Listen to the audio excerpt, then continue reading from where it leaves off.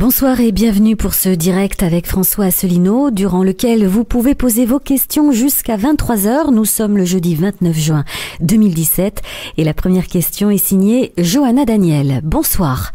En allant devant le Congrès, Macron court-circuite le Premier ministre. Il veut inscrire l'état d'urgence dans la Constitution. Il annihile également l'exécutif et le judiciaire. Jusqu'où peut-il aller ? Alors, bonsoir à toutes et à tous. Nous sommes en effet le 29 juin 2017. Je me réjouis de reprendre contact avec vous par ce direct. Alors, effectivement, aujourd'hui, j'ai vu qu'il y avait depuis hier et aujourd'hui, depuis 3 jours en fait, maintenant, toute une série de psychodrames qui se sont déroulés à l'Assemblée nationale. D'abord avec l'élection du président.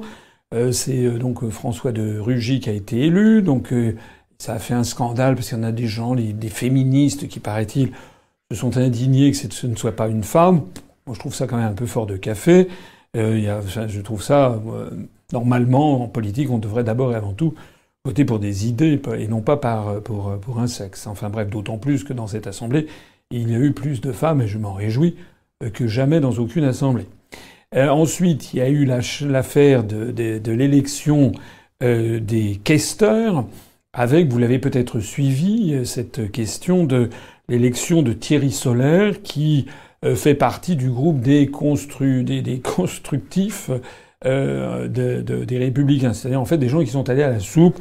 J'en avais déjà parlé l'autre jour. Au passage, il faut savoir qu'en effet, il y a une règle à l'Assemblée nationale, c'est que les questeurs, ce sont les députés qui s'occupent en gros des finances de l'Assemblée. Et il y en a 3 postes, il y en a un qui est donné à l'opposition.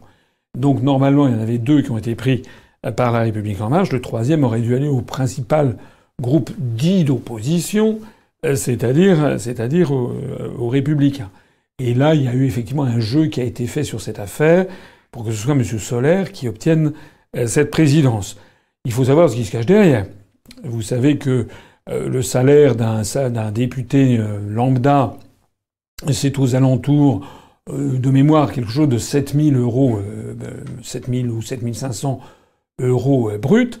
Le président a une prime, donc M. de Rugy, de 7 000 euros supplémentaires.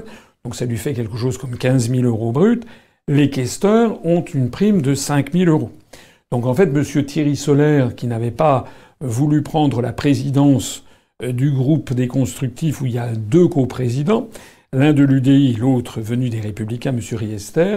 En fait, M. Solère avait dû magouiller dans son coin avec, sans doute, probablement des connexions qu'il doit avoir avec le Premier ministre ou avec M. Delevoye ou avec M. Richard Ferrand, je ne sais pas, de telle sorte qu'il a en fait été rémunéré. Il a eu les 40 deniers de Judas, il a été rémunéré. Il a un poste de questeur qui va lui assurer donc les 7 000 euros bruts, plus 5 000 euros bruts de primes pour les questeurs, sans compter que les questeurs de l'Assemblée, je crois, ont quand même des moyens de réception, des moyens financiers très importants, ce qui fait qu'il va avoir une vie confortable. Alors, et pour répondre à la question, que je ne vais pas me défiler, on a appris alors maintenant également nouveau psychodrame. Ça a été, mais enfin si j'ai parlé de ce qui précède, c'est que les Républicains ont fait un scandale en disant que c'était une règle absolue qui venait d'être bafouée puisque les constructifs sont en fait Macron-compatibles, comme on dit. Alors maintenant, le nouveau scandale, c'est que Macron a décidé de réunir le Congrès pour aller parler devant le Congrès. Le Congrès, je rappelle, c'est la réunion dans un hémicycle spécial beaucoup plus grand que celui de l'Assemblée nationale et du Sénat, qui sont à Paris. Je le dis notamment pour les habitants de province ou de l'étranger qui ne connaissent pas forcément bien la capitale. L'Assemblée nationale se trouve à Paris, au bord de la Seine, ce qu'on appelle le Palais Bourbon, puisqu'il a fini d'être reconstruit sous Charles X, donc sous les Bourbons. Et le Sénat, lui, se réunit quelques centaines de mètres au sud-est, au Palais du Sénat, le palais qui fut celui de Marie de Médicis. Les 2 hémicycles ne sont pas suffisants pour réunir en réunion complète les députés et les sénateurs. 577 députés, 340 et quelques sénateurs, je crois. Et donc, les députés se réunissent en congrès à Versailles, dans un hémicycle important. Alors, ce qu'il faut savoir, j'ai vu dans la presse, non, c'est pas la presse, c'est le nouveau président du groupe socialiste à l'Assemblée nationale qui a dit qu'en décidant de réunir le Congrès pour leur parler, Macron renouait avec les pires travers de la Ve République, etc. Alors, les bras m'en sont tombés parce que le président du groupe socialiste dit n'importe quoi. Dans la version de la Ve République d'origine, moi j'insiste là-dessus parce qu'il y a beaucoup de choses qui sont dites sur cette Constitution et qui sont fausses. Dans la version d'origine de la Ve République, le président de la République n'avait pas le droit d'aller parler devant les députés ou les sénateurs. C'était interdit. Je trouve d'ailleurs que c'était une très bonne chose parce que c'était pour marquer de façon symbolique la séparation absolue de l'exécutif et du législatif. Donc le président de la République, justement, était interdit d'entrer dans les enceintes parlementaires. Et si maintenant il y a cette histoire où le président de la République peut aller s'exprimer devant les députés et sénateurs réunis en Congrès, c'est une réforme qui a eu lieu en 2008, voulue par Nicolas Sarkozy, donc qui a introduit une espèce de mélange des genres. Alors, ça c'est la première chose. Donc dire que M. Macron veut renouer avec le gaullisme ou les purs travers de la Ve République, c'est se moquer du monde. Jamais, au grand jamais, Charles de Gaulle, en tant que président de la République, en tant que président du Conseil, au début de 58, quand il n'était pas élu, il s'était exprimé devant l'Assemblée nationale, mais en tant que président de la République, jamais Charles de Gaulle, ni d'ailleurs Georges Pompidou, ni d'ailleurs Valéry Giscard d'Estaing, ni d'ailleurs François Mitterrand, ni d'ailleurs Jacques Chirac, ne se sont exprimés devant la représentation nationale. Alors, la deuxième chose à dire, c'est que cette réunion, effectivement, les gens ne comprennent pas ce qui se passe parce que il y a le lendemain le discours dit de politique générale du Premier ministre qui, normalement, doit présenter sa politique générale. Et donc, l'internaute a raison de dire court-circuiter le Premier ministre parce que, en fait, le président de la République se marche sur les pieds avec le Premier ministre. J'insiste sur le fait que, dans la Ve République du début, le président de la République, justement, ne marchait pas sur les pieds. Il ne marchait pas sur les pieds du Premier ministre. Le président de la République, comme l'avait dit De Gaulle, était le garant de l'essentiel. C'était celui qui pensait à la stratégie de la France, à l'indépendance, à la souveraineté nationale, à la défense nationale. Et le Premier ministre, lui, était responsable de l'activité gouvernementale, le gouvernement, c'était les articles 20 et suivants de la Constitution. Je l'ai dit et redit lors de la campagne présidentielle. Et c'était très simple. D'ailleurs, le président de la République avait un mandat de 7 ans qui lui permettait d'avoir la durée pour réfléchir et ne pas être soumis aux à-coups du quotidien, alors que le Premier ministre, lui, sa durée de vie ministérielle, si j'ose dire, ne pouvait pas, en théorie, excéder une mandature législative qui était de 5 ans, et ça pouvait durer moins longtemps. Donc, en fait, ce que fait là M. Macron, c'est très impoli, à mon avis, vis-à-vis de son Premier ministre. C'est un peu comme Trump, hein, vous savez, au sommet de l'OTAN, poussez-vous que voilà. Je trouve que ça témoigne d'une incivilité, d'une volonté ultra narcissique de Macron de s'affirmer, voilà.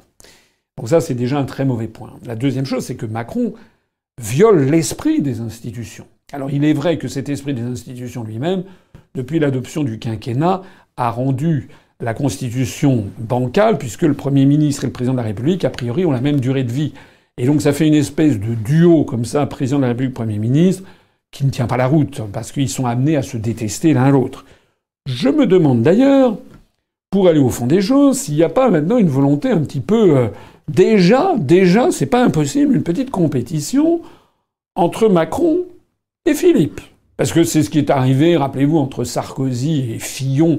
C'était des haines cuites et recuites. Moi, je connaissais des gens qui avaient été au cabinet de M. Fillon qui me racontaient des horreurs sur les luttes intenses qu'il y avait entre le président de la République et M. Fillon. Entre François Hollande et je parle pas de Jean-Marc Ayrault, mais paix à son âme, mais entre François Hollande et Manuel Valls, ça n'a pas été non plus une grande vallée de roses.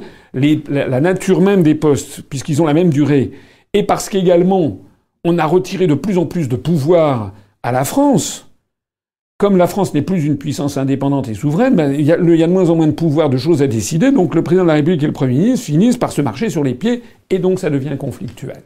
Et moi je me demande s'il n'y a pas, dans cette affaire, une espèce de compétition qui déjà est apparue. On a vu d'ailleurs que Monsieur Philippe va sortir un ouvrage, paraît-il. J'ai vu ça, il va sortir un livre. C'est incroyable. Quand on y réfléchissait, ça veut dire que c'est pas Philippe qui l'a écrit. Il a eu recours à un nègre, comme on dit, c'est à quelqu'un qui a rédigé à sa place, ou à un cabinet de communication. Ça veut donc dire qu'à peine M. Philippe était-il nommé à Matignon, que une des toutes premières choses qu'a dû faire l'équipe de communicants qui est autour de lui, c'est de dire il faut préparer un livre pour vous positionner par rapport au président. Donc il joue 2022. C'est ça en fait. Et il n'est pas impossible que cette mauvaise manière que fait M. Macron à l'égard de M. Philippe soit justement la réponse du berger à la bergère lorsqu'il a vu que son Premier ministre publiait un livre à peine ayant pris ses fonctions. C'est une autre hypothèse. Il y a encore autre chose qu'il faut dire sur cette réunion à Versailles, c'est qu'il ne faut pas oublier que on ne sait pas très bien à quoi ça va servir. Ça veut dire que M. Macron va dire quels sont ses objectifs politiques, que normalement on devrait savoir, puisqu'il vient d'être élu. C'est absurde. Il vient d'être élu prétendument sur un programme, et il va l'expliquer. Ça n'a pas de sens. Normalement, il devrait prendre la parole. Ça n'est pas du tout obligatoire. C'est une faculté qui a été ouverte par la Constitution en 2008, par une réforme constitutionnelle, je l'ai dit tout à l'heure. Normalement, M. Macron devrait attendre un petit peu et qu'il y ait une grande échéance qui se présente. Et effectivement, ça rend le discours du lendemain de M. Philippe, et il va pas avoir grand-chose à dire, si ce n'est que faire des redites, ou alors entrer un petit peu plus dans le détail. Le dernier point encore à dire sur cette réunion de Versailles, c'est que ça coûte quand même 500 000 €. C'est votre argent et le mien. 500 000 € qui vont partir en fumée pour l'organisation de ce congrès à Versailles, parce qu'il faut des huissiers, il faut remettre en ordre l'hémicycle de Versailles. Il y a des frais sans doute de buffet, des frais de je ne sais pas quoi. Enfin bref, ça coûte 500 000 €. Voilà. 500 000 € pour simplement satisfaire le narcissisme de M. Macron et peut-être déjà nourrir la compétition qu'il y a entre Macron et Philippe. Le moins que l'on puisse dire, c'est que ce quinquennat commence très mal. On va peut-être avoir l'occasion d'en reparler au cours de ce direct. Mais moi, quand je vois la presse qui chante les louanges de M. Macron, je me dis, mais je ne suis pas dans le même pays. Parce que la réalité, si on regarde bien les choses, on va peut-être le voir au cours de ce direct, ça dépendra des questions qui me seront posées, c'est qu'en fait, M. Macron, depuis son élection, est allé de fiasco en fiasco. Rien de ce qu'il a fait, ou à peu près rien, n'a bien tourné, tout a viré au fiasco.